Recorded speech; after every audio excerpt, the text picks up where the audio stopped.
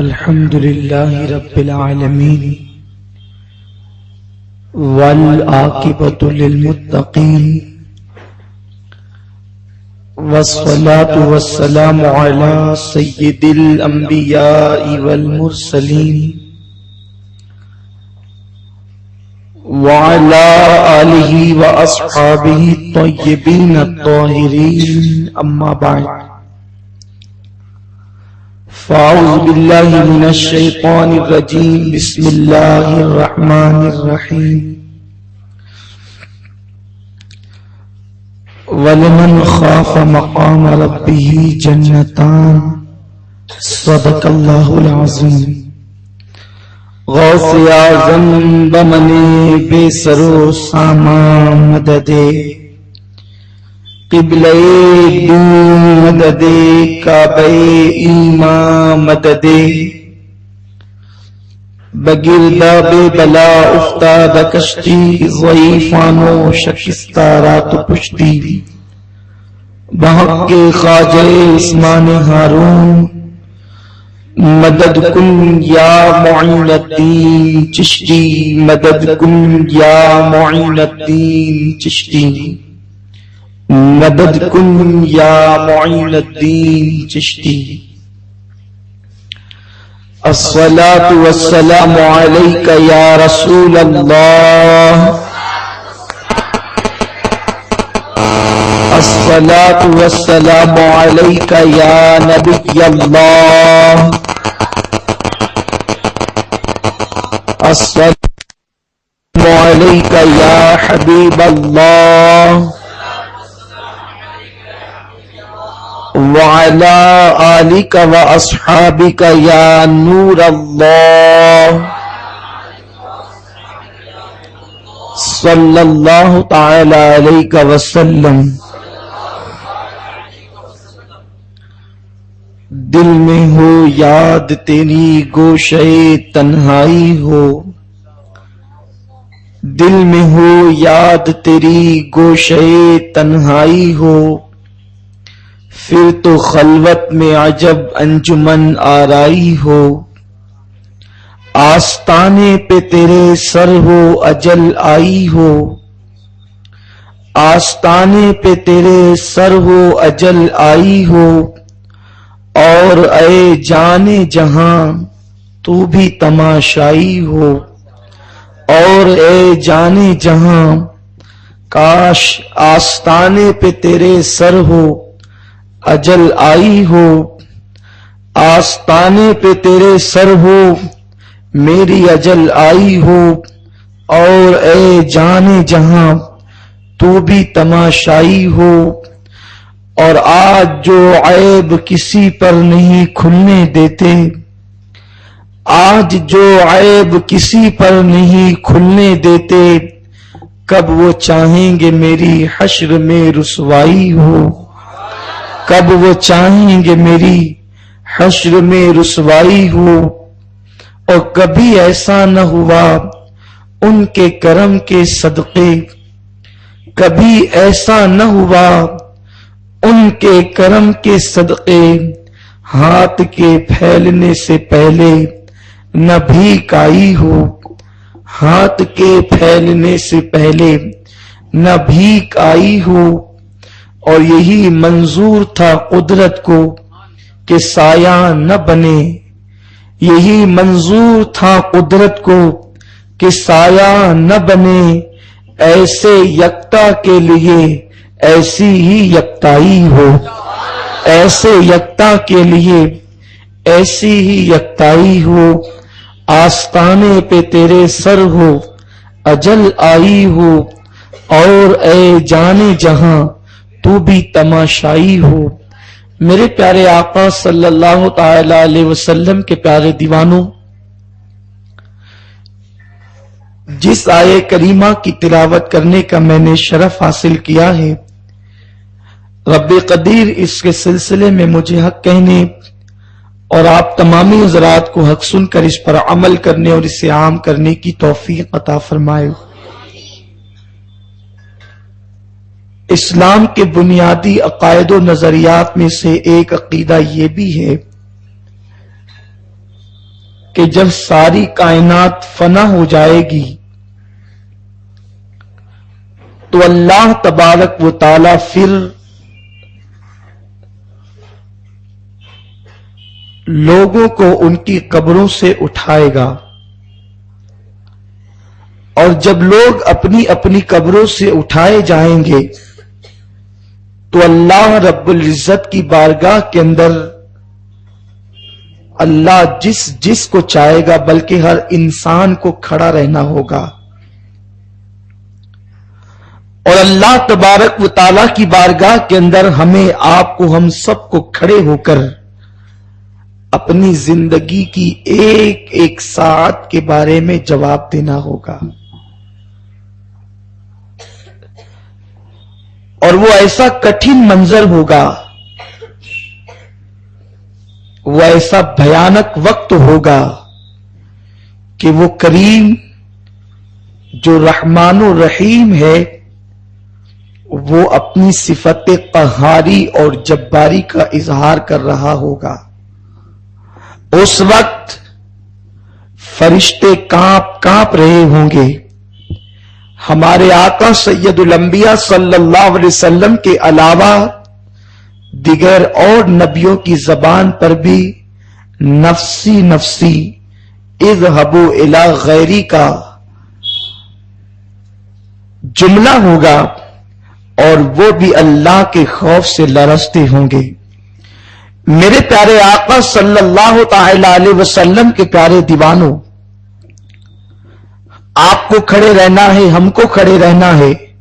مومن کو کھڑے رہنا ہے، کافر کو کھڑے رہنا ہے، نیک کو کھڑے رہنا ہے، بد کو کھڑے رہنا ہے،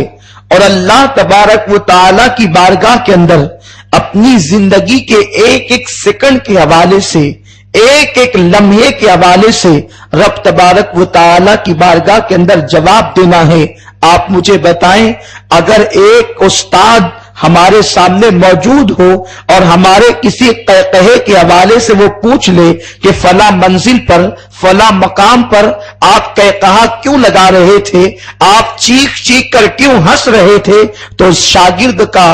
کے پاس استاد کے سوال کا کوئی جواب نہیں ہوتا۔ جب ایک استاد کے سامنے اپنے قہقہے کا جواب ہم پیش نہیں کر سکتے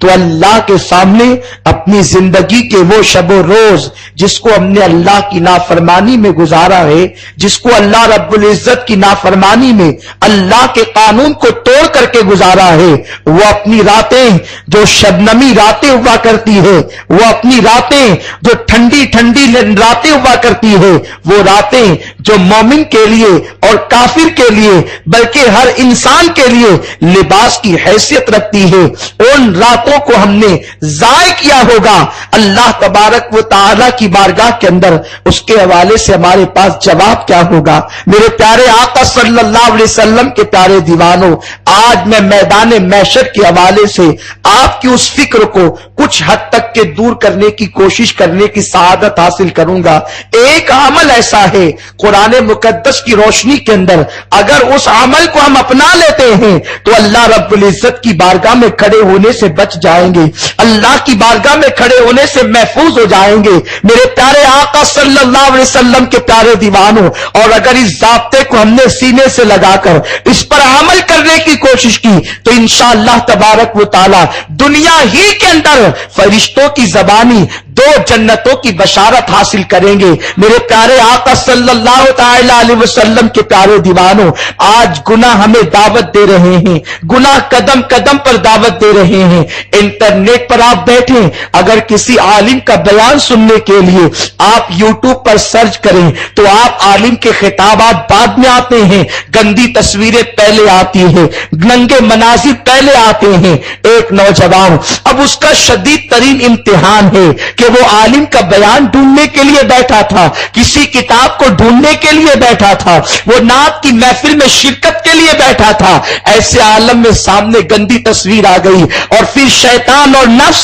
دونوں مل کر کے اس کو ورگلانے کی کوشش کرتے ہیں۔ انسان عالم کے چہرے کی زیارت کرنے کی بجائے، انسان نعت مصطفیٰ کی محفل میں انٹرنیٹ پر شرکت کی بجائے یا اپنے تجارتی معاملات میں آگے بڑھنے کی بجائے اسی میں الجھ کر رہ جاتا ہے، اور ایسا پیچیدہ مرحلہ آتا ہے کہ اس کے پیر اسی میں الجھ جاتے ہیں، اور پھر اللہ اکبر انگلیاں آگے بڑھتی رہتی ہے، بٹن دبتے رہتے ہیں، اور انسان کہاں چلا تھا اور وہ کہاں پہنچ جاتا ہے۔ آج کی اس پرفتن دور میں، آج کے اس عریانیت زدہ دور میں اپنے آپ کو گناہوں سے بچانا بڑا مشکل مرحلہ ہے، مگر لوگوں کو اگر پتا چل جائے کہ گناہوں سے بچنے والے کو اللہ تبارک و تعالیٰ کیا اجر عطا فرمائے گا، تو لوگ کبھی گناہ کے قریب سے گزرنے کی کوشش نہیں کریں گے۔ میرے پیارے آقا صلی اللہ تعالی علیہ وسلم کے پیارے دیوانوں، آج انٹرنیٹ ہماری ضرورت بن چکا ہے۔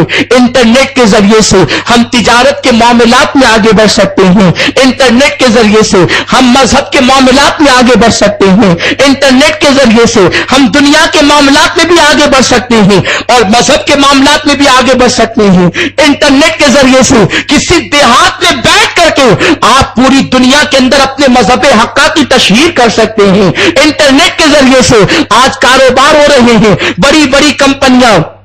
کسی کا چہرہ ایک دوسرا انسان نہیں دیکھتا، مگر لاکھوں اور کروڑوں کے لین دین انٹرنیٹ کے ذریعے سے ہو رہے ہیں۔ ایسے دور کے اندر انٹرنیٹ انسان کی ضرورت بن رہا ہے، مگر اللہ اکبر، اور یانیت نے اس کو اس طریقے سے اپنے اندر گھیر لیا ہے، اگر 10% منافع اس سے لوگ اٹھاتے ہیں تو 90% گھر تباہ ہو رہے ہیں، 90% گھر برباد ہو رہے ہیں، 90% زندگیاں برباد ہو رہی ہیں، جوانوں کی زندگی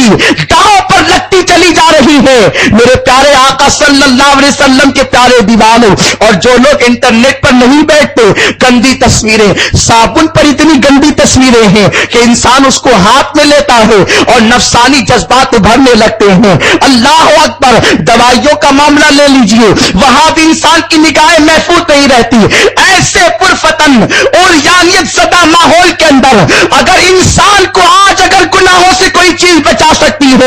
تو دنیا کا کوئی اور مذہب نہیں بلکہ مذہب اسلام بچا سکتا ہے۔ جب انسان کو گناہ دعوت دے رہے ہو، جب انسان کو برائیاں دعوت دے رہی ہو، جب انسان کو عریانیت دعوت دے رہی ہو، اور انسان جوانی کے دہلیز پر قدم رکھنے کے بعد تباہی کے دہانے پر پہنچنے کے قریب ہو، اس وقت قرآن کی صرف ایک آیت انسان کے قدموں میں گناہ کی راہ میں زنجیر ڈالنے کے لیے کافی ہے۔ اور قرآن کی آیت یہ ہے جسے سورہ رحمان میں میرے مولا نے بیان فرمایا، وَلِمَنْ خَافَ مَقَامَ رَبِّهِ جَنَّتَانِ، کہ جو اللہ کی بارگاہ کے اندر جواب دینے کے تصور سے ڈرتا ہے، جو اللہ کی بارگاہ میں کھڑے رہنے سے اور رب کی بارگاہ میں جواب دینے سے لرزتا ہے اور گناہوں کو ترک کر دیتا ہے، اللہ اسے 2 جنتوں کی بشارت عطا فرماتا ہے،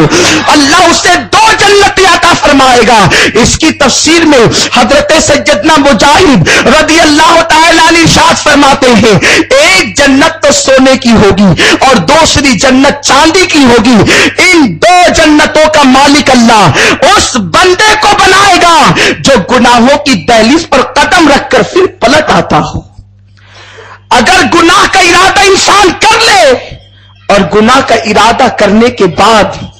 صرف اللہ کے خوف سے پلٹ جائے، اس لیے کہ گناہ کا ارادہ دل میں آنا یہ کوئی معیوب بات تو نہیں، اس لیے کہ انسان گناہ اور نسیان کا مجسمہ ہے۔ آپ یہ نہ سمجھے کہ میں گناہ کی تائید کر رہا ہوں، معاذ اللہ، گناہ کا ارادہ انسان کے دل میں آتا ہی ہے۔ اگر کوئی یہ کہے کہ میرے دل میں گناہ کا ارادہ نہیں آتا تو اللہ اسے مبارک فرمائے، لیکن میں کہوں گا کہ شاید یہ بات 100% صحیح نہیں ہے، یہ بات 100% سچی نہیں ہے کہ گناہ کا ارادہ انسان کے دل میں نہ آئے۔ انسان کو جس خمیر سے بنایا گیا ہے اس خمیر کے اندر بھول چوک رکھی گئی ہے، اور بھول جانا ہی انسان کو گناہ کی طرف لے جاتا ہے۔ اگر میں اس طرف آپ کی توجہ کو لے جاؤں کہ بھولنے والوں میں سر فہرست تو کون کون ہے، تو آپ بالکل اول نمبر پر اپنے بابا جو کہ پہلے نبی ہے جناب آدم علیہ السلام کو پائیں گے. حالانکہ نبی بھولتا نہیں ہے، بھلایا جاتا ہے. اسی لیے ہمارے یہاں نبی کی لغزش پر بہت لمبے لمبے خطابات نہیں ہوتے، بلکہ ہم ان کی لغزش کو لغزش پیغمبرانہ کہتے ہیں یا خطا اجتہادی کہتے ہیں. کیونکہ انبیاء کرام کی بھول چوک میں بھی اللہ رب العزت کی بڑی عظیم حکمت ہے. جب تک کہ آدم جنت میں رہتے تو جناب شیس اور جناب نوح جیسے لوگ دنیا میں نہ آتے. ظاہر سی بات ہے دنیا کے اندر انسانوں کی آبادی بڑھنی تھی، اس لیے اللہ تبارک و تعالیٰ نے ایک بہانے سے حضرت آدم علیہ السلام کو جنت کے باہر کر دیا. بہرحال بھول چوک تو ہوئی ہے. تو انسان گناہوں کا مجسمہ ہے، انسان نسیان کا مجسمہ ہے. تو انسان کے دل کے اندر گناہ کا تصور ضرور آتا ہے، گناہ کا خیال ضرور آتا ہے، مگر جب بندے کے دل کے اندر گناہ کا تصور آئے اور گناہ کا خیال آئے، بلکہ بندہ گناہ کی راہ پہ چل بھی پڑے اور بس یہی تصور اسے گناہ سے روک دے کہ اللہ کی بارگاہ میں کھڑے ہو کر جواب دینا ہے. رب مجھ سے سوال کرے گا، مجھے رب کی بارگاہ میں ضرور عرض کرنا ہے، اور اسی تصور سے وہ گناہوں سے لوٹ جائے، گناہ سے تائب ہو جائے. اللہ نے اس بندے کے لیے وعدہ کیا کہ اللہ اسے 2 جنتیں عطا فرمائے گا. ایک جنت سونے کی جنت اسے ملے گی جو گناہ کی طرف کم جاتا ہو اور گناہ کی طرف سے تیزی سے بھاگتا ہو. نیکیاں کرنے والوں کے لیے بھی بشارت ہے، مگر نیکی کرنے والوں کے لیے ایک جنت کی بشارت ہے. ان الابرار لفی نعیم، کہ بے شک جو نیک ہے ان کے لیے جنت ہے. نیکوں کے لیے اللہ نے جنت بنائی. نیکوں کے لیے ایک جنت کا اعلان. جو لوگ نیکیاں کرتے ہیں، نماز پڑھ رہے ہیں، تہجد پڑھ رہے ہیں، روزہ رکھ رہے ہیں، ہر سال حج کر رہے ہیں، ماہ رمضان کے روزے رکھ رہے ہیں، تو اگر ان کا شمار ابرار میں ہو گیا تو قرآن کہتا ہے ان الابرار لفی نعیم، کہ نیکوں کے لیے جنت ہے. نیکیاں کرنے والوں کے لیے ایک جنت کا اعلان کیا گیا، اور گناہ سے بچنے والوں کے لیے قرآن کہتا ہے وَلِمَنْ خَافَ مَقَامَ رَبِّهِ جَنَّتَانِ، جو اللہ کی بارگاہ میں کھڑے ہونے سے ڈر کر گناہوں کو چھوڑ دیتے ہیں، اللہ انہیں 2 جنتیں عطا فرمائے گا. گناہ سے بچنے والوں کی فضیلت زیادہ ہے، گناہ سے بچنے والوں کا مقام بلند ہے. حضرت سیدنا مالک ابن دینار رضی اللہ تعالی نے ارشاد فرماتے ہیں جنت الفردوس اور جنت عدن کے درمیان ایک جنت ہے جس کا نام جنت نعیم ہے. اس کے نام ہی سے پتا چلتا ہے کہ یہ جنت کیسی ہے. اس کا نام جنت نعیم ہے، اور اس جنت کے اندر کچھ لڑکیاں ایسی ہے جس کو اللہ تبارک و